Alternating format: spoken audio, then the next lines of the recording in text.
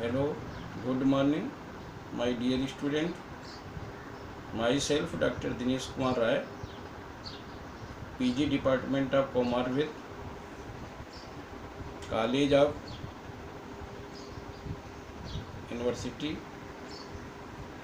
Dr. S.R. Rajasthan Ayurveda university Jodhpur.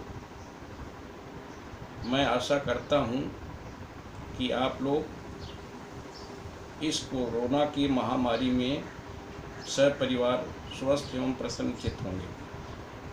आज मेरा विषय है व्याधि क्षमत्व। जैसा आप पेपर्स में पढ़ रहे हैं, जनमानस के धारणा में भी है कि यह कोरोना नामक व्याधि व्याधि क्षमत्व की न्यूनता के कारण होती है। यदि हम व्याधि क्षमत्व को बढ़ाते हैं तो जीवाणु, विषाणु एवं अन्य जो जीव हैं उनका संक्रमण अपने शरीर पर नहीं हो पाता।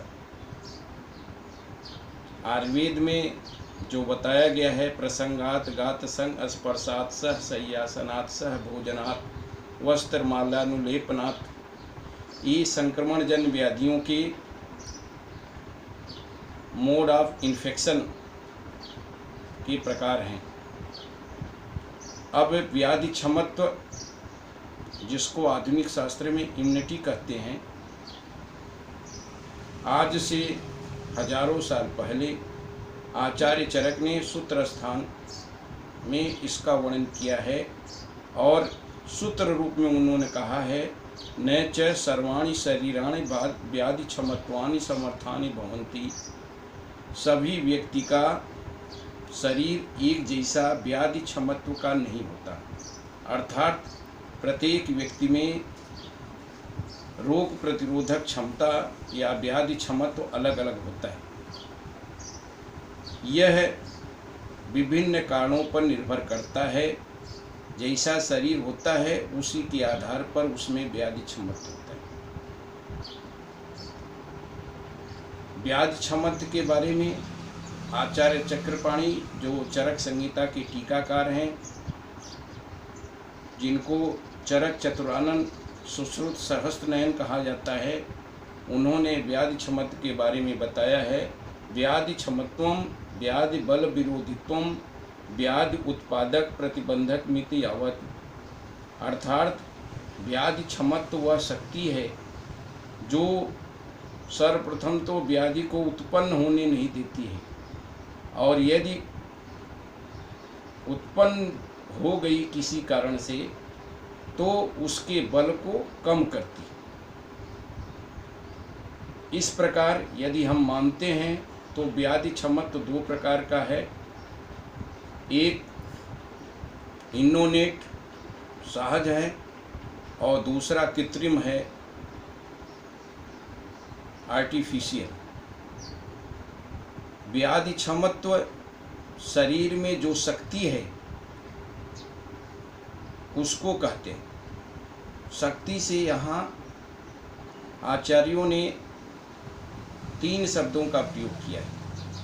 जैसा अपन जानते हैं, दोष धातु मल मूलम ही शरीरम। दोष धातु के सम्मिलित रूप से ही यह शरीर बना है। इनका साम्य अवस्था में रहना स्वास्थ्य का परिचारक है और विकारावस्था में रहना व्याधि का परिचारक है। साम्य अवस्था गुणात्मक एवं क्रियात्मक रूप से साम्य अवस्था में रहना। आचार्य चरक कहते हैं, विकारो धातु सम्यम साम्यम प्रकृति रुच्यते सुख संज्ञकम आरोग्यम विकारो दुख में। अब दोष में वात पित्त कफ 3 दोष माने गए हैं, शारीरिक दोष। उसमें प्राकृत कफ को बल माना गया है। प्राकृतस्थु बलम श्लेष्मा विकृतम मल उच्यते सह एव ऊज। यदि प्राकृत रूप से कफ है तो वह बल है, और विकृत रूप से जो मल मानते हैं हम,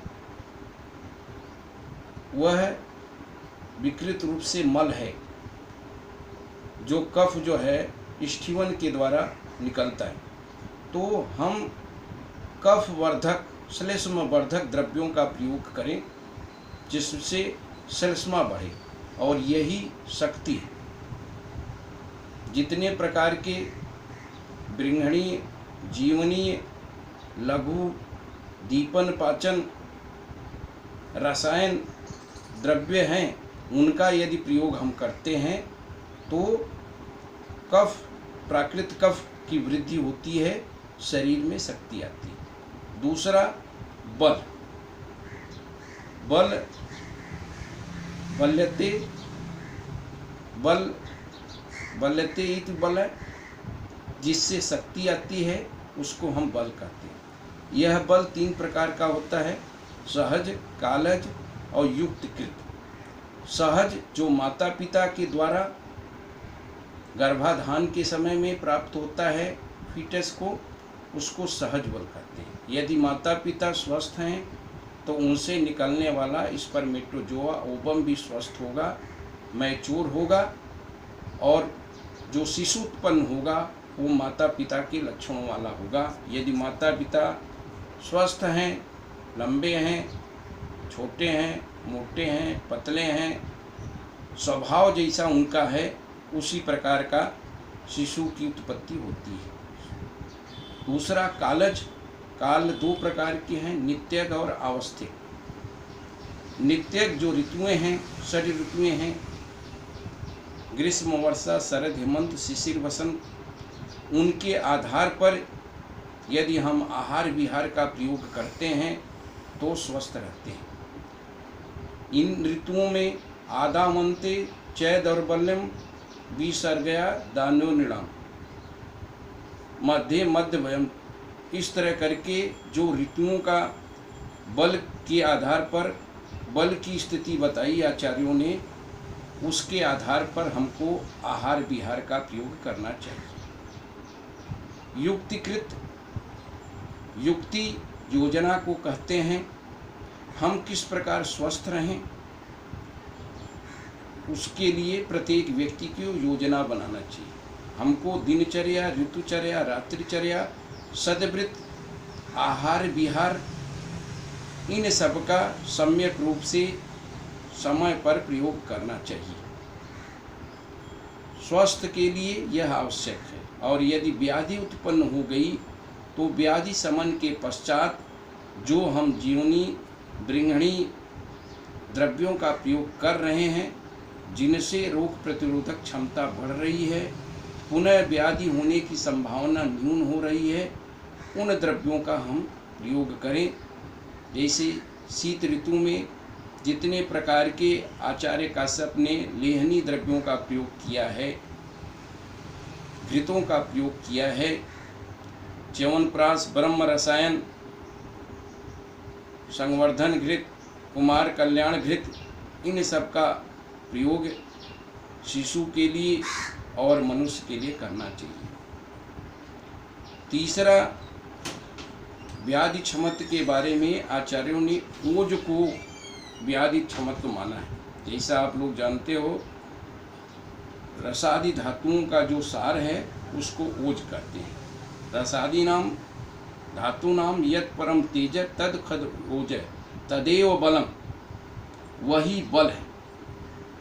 अब ओज यदि हम सम्यक प्रकार के आहार विहार का, पौष्टिक आहार विहार का प्रयोग करते हैं तो रसादि धातुओं में बृंहण होता है, रसादियों धातुओं में उपचय होता है, और लास्ट जो धातु है वो ओज का निर्माण होता है। हम किसी भी धातु का जो परम तत्व है उसको ओज कहते हैं। व्यक्ति को के लिए कहा जाता है कि उसके वाणी में ओज है, उसका चेहरे पर ओज है, ओज युक्त व्यक्ति है। तो यदि हम बृंहणी, दीपनीय, पाचन, जीवनी द्रव्यों का प्रयोग करते हैं, श्लेष्म वर्धक द्रव्यों का प्रयोग करते हैं, तो ओज बढ़ता है और वही व्याधि क्षमत्व को बढ़ाता है। इसलिए आचार्यों ने 3 प्रकार के शब्दों का व्याधि क्षमता के बारे में प्रयोग किया है। हमारा कर्तव्य है कि इस कोरोना महामारी में हम जो अपने यहाँ रसायन द्रव्य का प्रयोग किया गया है, में शारीरिक रसायन द्रव्य और मानसिक मेध्य रसायन द्रव्य, जैसे जानते हो मेध्य रसायन में मंडूक पणीश्वरस प्रयोज क्षीरेण यष्टि मधुकस्य चूर्णम रसो गुड़ुचासु खलु शंख पुष्प। गुड़ुची अमृता को हम रसायन माना गया है, तो हम अमृता घन सत्व संसमनी वटी च्यवनप्राश ब्रह्म रसायन कुमार कल्याण रस जो द्रव्य हैं उनको, और चूंकि ये व्याधि प्रथम रेस्पिरेटरी ट्रैक्ट को प्रभावित करती है, तो श्वसन संस्थानगत जो द्रव्य हैं उनका प्रयोग हम करें, जिससे हमारी रोग प्रतिरोधक क्षमता बढ़े, सिस्टम के आधार पर रोग प्रतिरोधक क्षमता बढ़े और हम स्वस्थ रहें। धन्यवाद।